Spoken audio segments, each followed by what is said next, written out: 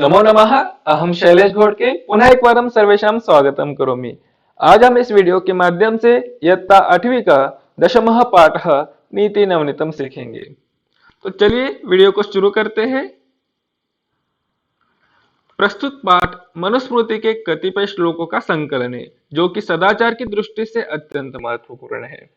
यहाँ माता पिता तथा गुरुजनों को आदर और सेवा से प्रसन्न करने वाले अभिवादनशील मनुष्यों को मिलने वाले लाभ की चर्चा की गई है। इसके अतिरिक्त सुख दुख में समान रहना, अंतरात्मा को आनंदित करने वाले कार्य करना तथा इसके विपरीत कार्यों को त्यागना, सम्यक विचारोपरांत तथा सत्य मार्ग का अनुसरण करते हुए कार्य करना आदि शिष्टाचारों का उल्लेख भी किया गया है। इसमें सदाचार के बारे में कुछ श्लोक मनुस्मृति ग्रंथ से लिए गए हैं। आपको यहाँ पर प्रश्न रहेगा कि यह पाठ अथवा यह श्लोक किस ग्रंथ से है, तो मनुस्मृति से है। यह उसका उत्तर होना चाहिए। पाठ का नाम है नीति नवनीतम। नीति नवनीतम में दो शब्द है, नीति और नवनीतम। नवनीतम अर्थात मक्खन। तो मक्खन की तरह कुछ नीति परक बातें पूरे ग्रंथ से कुछ सारभूत नीति रूप मक्खन रूप कुछ अच्छी बातें इस इन श्लोकों के माध्यम से इस पाठ में आई है। तो एक एक श्लोकों के माध्यम से हम यहाँ से अर्थ देखते हैं। प्रथम श्लोक, अभिवादनशीलस्य नित्यं वृद्धोपसेविनः चत्वारि तस्य वर्धन्ते आयुर्विद्या यशो बलम। अर्थात अभिवादनशील मनुष्यों की, जो नित्यम हमेशा वृद्धोपसेविना वृद्धों की सेवा करता है।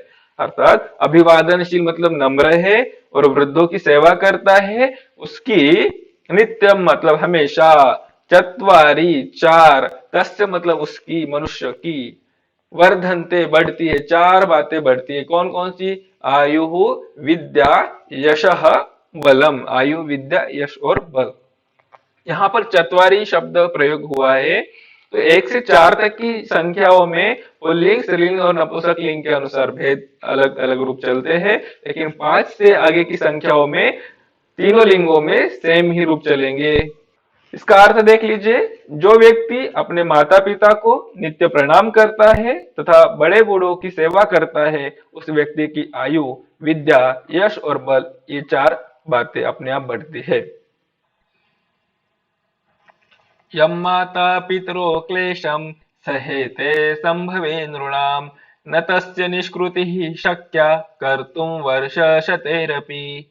अर्थात यम माता पितरो, माता और पिता, क्लेशम क्लेश को, सहेते जिस क्लेश को माता पिता सहन करते हैं, कौन से कष्ट को? संभवे नृणाम। संभवे अर्थात जन्म के समय। किसके जन्म के समय? नृणाम मनुष्यों के जन्म के समय जिस कष्ट को माता पिता सहन करते हैं, उस कष्ट की न तस्य निष्कृति ही शक्या, उस तस्य मतलब उस कष्ट की निष्कृति ही निस्तार करना, उसको चुकाना, उसके बदले में रिटर्न उनको कष्ट के बदले में कुछ चुकाना, बदला वापस निस्तार करना न शक्य, शक्य नहीं है। कर तुम वर्ष शतेरपि, 100 वर्ष तक भी हम उसको चुकाना चाहे तो भी शक्य नहीं है।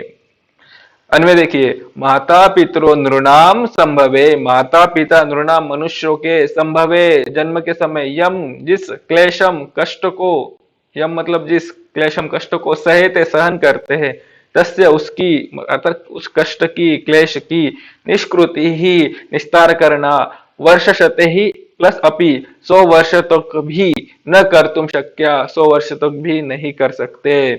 कर तुम, यहाँ तुम प्रत्यय का प्रयोग है, क्री धातु प्लस तुमुन, प्रकृति प्रत्यय विभज्य, यदि ऐसा प्रश्न रहेगा तो क्री धातु तुमुन प्रत्यय, कर तुम करने के लिए शक्य नहीं है। अर्थात मनुष्य के जन्म के समय जो कष्ट माता पिता सहते हैं, उस कष्ट का निस्तार अर्थात बदला 100 वर्षों में भी नहीं किया अथवा चुकाया जा सकता। इस प्रकार से यह श्लोक था। आगे देखते हैं। और नित्यं प्रियं कुर्यादाचार्यस्य च सर्वदा तेष्वेव त्रिषु तुष्टेषु तपः सर्वं समाप्यते। अर्थात तयोः, उन दोनों का मतलब माता और पिता का, नित्यम हमेशा, प्रियम कुर्यात कुर्यात् हलंत फिर आचार्यस्य, उन दोनों का हमेशा नित्य प्रियम कुर्या प्रिय करना चाहिए। और किसका? आचार्यस्य च सर्वदा, यहाँ शब्द है ना आचार्यस्य च सर्वदा। देखिए कुर्यात त हलंत हो जाएगा यहाँ पर, द को त हो जाता है, और आचार्यस्य च सर्वदा, और आचार्यों का हमेशा, मतलब माता पिता और आचार्य का हमेशा, नित्य और सर्वदा दो शब्द आए हैं, हमेशा सदैव प्रियम कुर्या प्रिय करना चाहिए। क्यों करना चाहिए? तेष्वेव अर्थात तेषु प्लस एव, उनके, त्रिषु तुष्टेषु उन तीनों के संतुष्ट होने पर ही तपः सर्वम समाप्यते, सब तप समाप्त होगा। यदि वो तीनों खुश है, सुखी है, आनंदी है, तो हमारे जो कष्ट है, हम जिसके लिए तप कर रहे हैं, वो समाप्त हो जाएगा। अन्वयः तयोः माता पितरो आचार्यस्य च प्रियं कुर्यात्, तेषु त्रिषु एव तुष्टेषु अस्माकं सर्वं तपः समाप्यते। अर्थ, उन दोनों माता पिता तथा गुरु का सदैव प्रिय करना चाहिए। उन तीनों के संतुष्ट होने पर हमारी सभी तपस्याएं समाप्त हो जाती है, अर्थात हमें हमारी सभी तपस्याओं का फल मिल जाता है। आगे नेक्स्ट श्लोक देखते हैं। सर्वं परवशं दुःखं सर्वमात्मवशं सुखम् एतद् विद्यात् समासेन लक्षणं सुख दुःखयोः। सर्वं परवशं दुःखम अर्थात सर्वम सब कुछ, परवशम पर के वश में जो है वो सब दुख ही है। यहाँ संक्षिप्त में सुख और दुख क्या है बताए। सर्वम परवशम दुखम, सभी परवश जो है वो दुख है। सर्वम आत्मवशम सुखम, सर्वम प्लस आत्मवशम, सब आत्मवश जितना भी है वो सुख है। एतत् एतत् विद्यात् समासेन लक्षणम सुख दुखयो। अन्वय देखिए, उसके बाद और डिटेल्स में अर्थ देखेंगे। सर्व परवशम, सर्वम परवशम दुखम, सब परवश में जितना भी वो दुख है। सर्वम आत्मवशम सुखम, और सब कुछ आत्मा के वश में जितना है, मतलब स्वयं हम जो कर रहे हैं, स्वावलंबी जिसको कहेंगे, वो सुख है, अस्ति है। एतत् सुख दुखयो, यह सुख दुख का समासेन लक्षणम विद्यात्, संक्षेप में लक्षण जानना चाहिए, विद्यात जानना चाहिए, विद धातु का प्रयोग है। अर्थात सब कुछ दूसरे के वश में होना दुख है और सब कुछ अपने वश में होना सुख है। हमें संक्षेप में सुख और दुख का यही लक्षण जानना चाहिए। इस प्रकार से यह अर्थ है। आगे चलते हैं। यत् कर्म कुर्वतो अस्य स्यात् परितोषो अंतरात्मनः तत्प्रयत्नेन कुर्वीत विपरीतं तु वर्जयेत्। यत् कर्म कुर्वतो अस्य स्यात् परितोषो अंतरात्मनः तत्प्रयत्नेन कुर्वीत विपरीतं तु वर्जयेत्। अर्थात यत् कर्मम, जिस कर्म को, कुर्वतः अस्य अंतरात्मनः, यत् मतलब जिस कर्मम, कुर्वतः कर्म को करते हैं, अस्य इस अंतरात्मनः अंतरात्मा से, परितोषा संतुष्ट होते हैं, मतलब ऐसे कार्य ही करना चाहिए जिस कार्य को करने से हमारी अंतरात्मा संतुष्ट हो जाती है, हमें लगता है कि हाँ ये हम सही कर रहे हैं, ऐसे कार्य ही हमें करना चाहिए। और कैसे करना चाहिए? यदि कठिन है तो उसको भी प्रयत्न पूर्वक करना चाहिए। प्रयत्नेन कुर्वीत, तत् उसे प्रयत्नेन कुर्वीत करना चाहिए। और इसके विपरीत अर्थात जिसके लिए हमारी अंतरात्मा मना कर रही है कि ये हम सही नहीं कर रहे, अथवा ये नहीं करना चाहिए, अथवा हमें जो पसंद नहीं है ऐसे कामों को, विपरीतम तु वर्जेत, उसके विपरीत जो पसंद है उसको प्रयत्न पूर्वक करना, और उसके विपरीत जो है उसको छोड़ देना चाहिए, त्याग करना चाहिए, उसको वर्जित करना चाहिए। अन्वय यत् कर्म कुर्वतः अस्य अंतरात्मनः परितोषः स्यात् तत्प्रयत्नेन कुर्वीत विपरीतम तु वर्जेत। जिस कार्य को करते हुए अंतरात्मा को संतुष्टि मिलती हो उसे प्रयत्न पूर्वक करना चाहिए, इसके विपरीत संतुष्टि न होने वाले कर्म का परित्याग करना चाहिए। इस प्रकार ये श्लोक है। नेक्स्ट अंतिम श्लोक देखते हैं। दृष्टिपूतम न्यसेत् पादम वस्त्रपूतं जलं पिबेत्, सत्यपूतां वदेद् वाचं, मनः पूतं समाचरेत्। अर्थात दृष्टि पूतम, पूतम शब्द का अर्थ है पवित्र।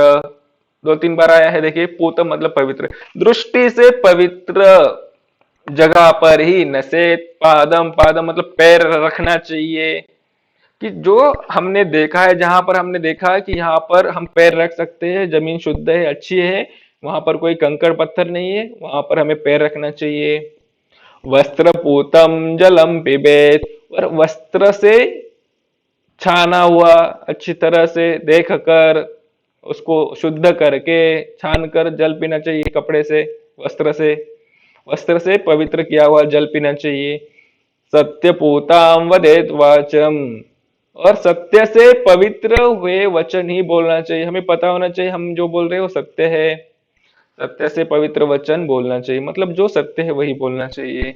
मनः पूतम समाचरित, और मन से जो हमें अच्छा लग रहा है, मन से लगता है कि ये पवित्र है, शुद्ध है, ये आचरण हमें करना चाहिए, वही आचरण हमें करना चाहिए। मनः पूतम समाचरित, यहाँ पर प्रश्न बहुत सारे हैं।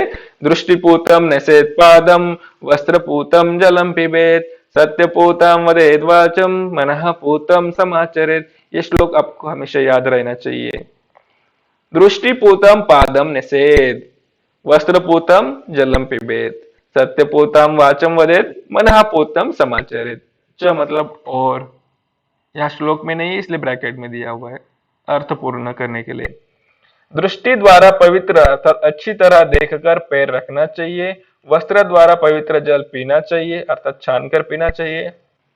सत्य द्वारा पवित्र करके वाणी बोलनी चाहिए तथा मन द्वारा पवित्र आचरण करना चाहिए। इस प्रकार से यह श्लोक अभी हमने सीखे हैं। इसमें यदि कोई प्रश्न, डाउट, शंका है तो आप कमेंट करके पूछ सकते हैं। इसके बाद इसके क्वेश्चन आंसर भी कर लेते हैं।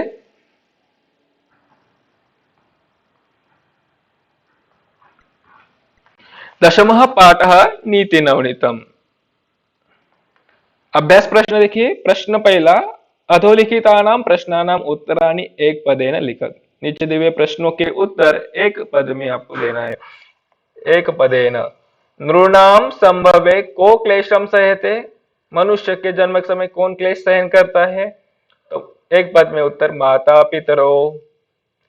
कीदृशम जलम पिबेत, कैसे जल, किस प्रकार से जल पीना चाहिए? तो वस्त्र पूतम, वस्त्र से पवित्र जल पीना चाहिए।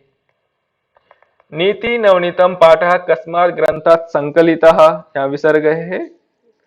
मनुस्मृतेः ग्रंथात्, मनुस्मृतेः उत्तर होना चाहिए। कीदृशीम वाचम वदेत, किस प्रकार की वाणी बोलना चाहिए? तो सत्यपूताम, सत्य से जो पवित्र है उस प्रकार से ही वो वाणी ही बोलना चाहिए, सत्यपूताम। यहाँ पर पुस्तक में एक प्रश्न दिया है, उद्यानम के निनादे रम्यम। ये प्रश्न पाठ में आया ही नहीं है। यहाँ पर टाइपिंग मिस्टेक समझ सकते हैं, गलती से आया है, इसको आप डिलीट कर दोगे, हटा दोगे। दुखम किम भवति परवशम सर्वम परवशम दुखम। आत्मवशम किम भवति, और आत्मवश क्या है? तो आत्मवशम सुखम, सर्वम परवशम दुखम, सर्वम आत्मवशम सुखम। अपने श्लोक अभी सीखे हैं तो उसमें उत्तर आए हैं।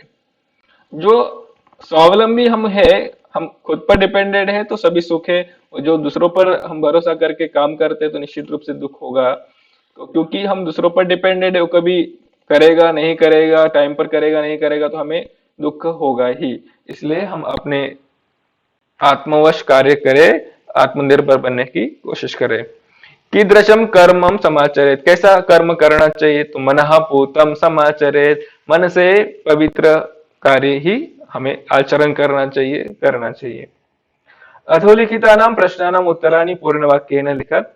पाठे अस्मिन् सुख दुःखयोः किम लक्षणम् उक्तम्।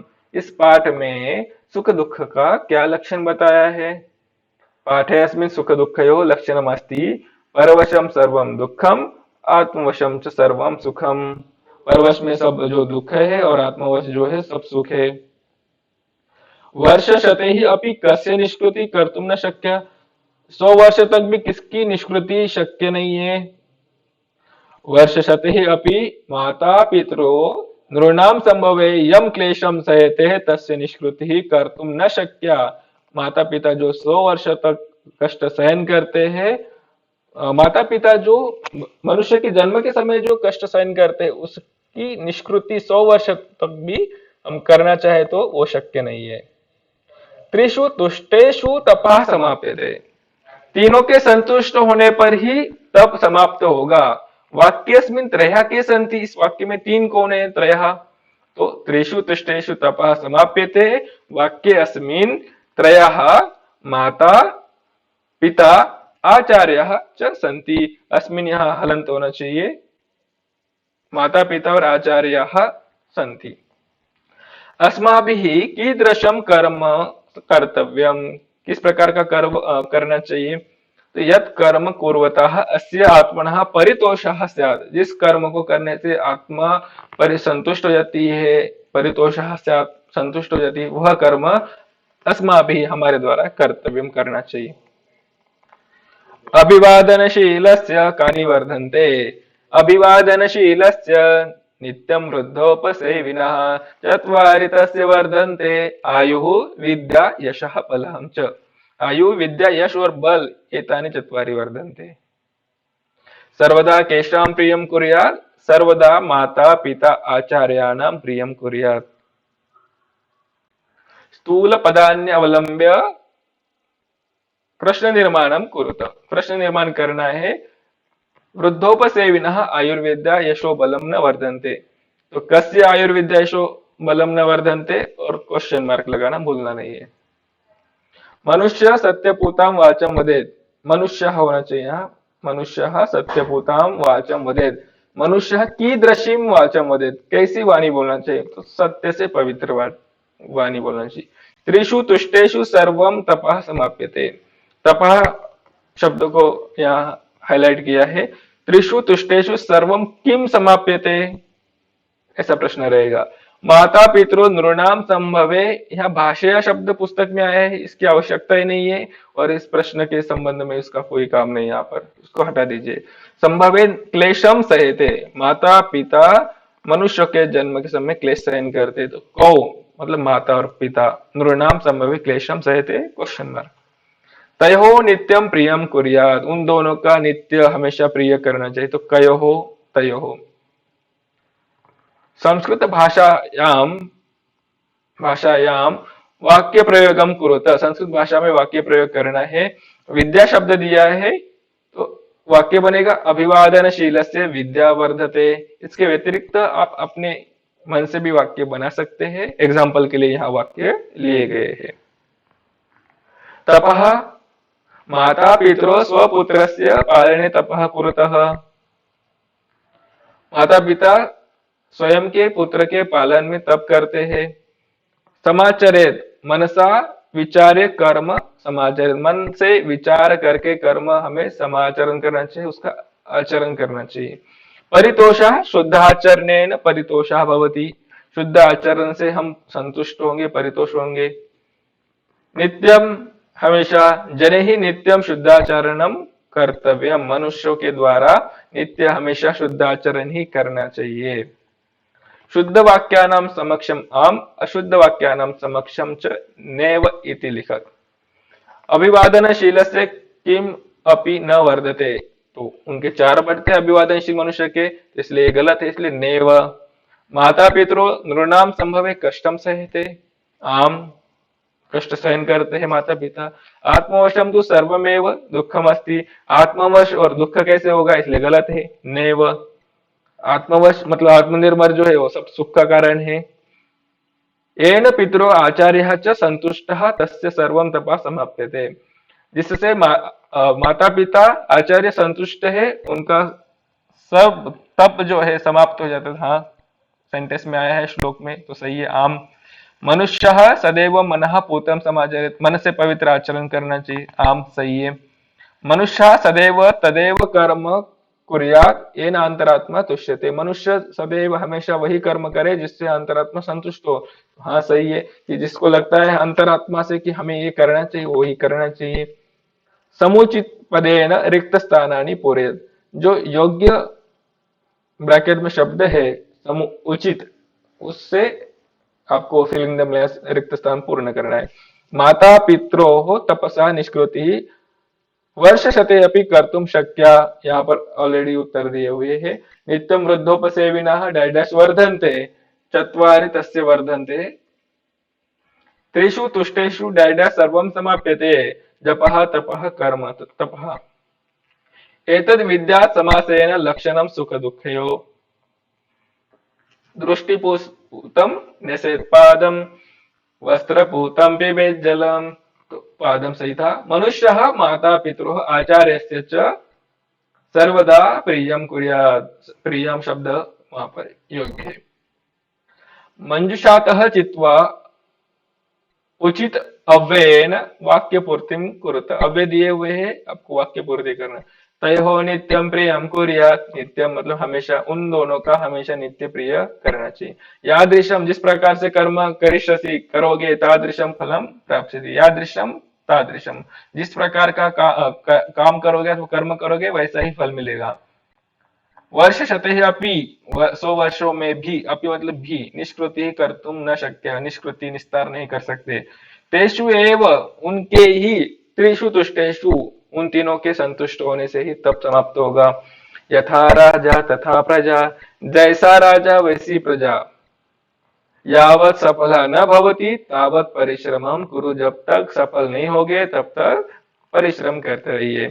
इस प्रकार से अभी हमने पाठ और उसके क्वेश्चन आंसर डिस्कस किए। यदि आपको, यदि कोई भी शब्द समझ में नहीं आया हो, कहीं पर प्रश्न है, डाउट है, तो निश्चित रूप से आप पूछिए। यदि वीडियो अच्छा लगा तो आप अपने दोस्तों के साथ शेयर करिए और आप अपने विचार कमेंट के माध्यम से बता सकते हैं। मिलते हैं अग्रिम वीडियो में, तब तक के लिए धन्यवाद। पुनर्मिलामः। शुभ दिनम्।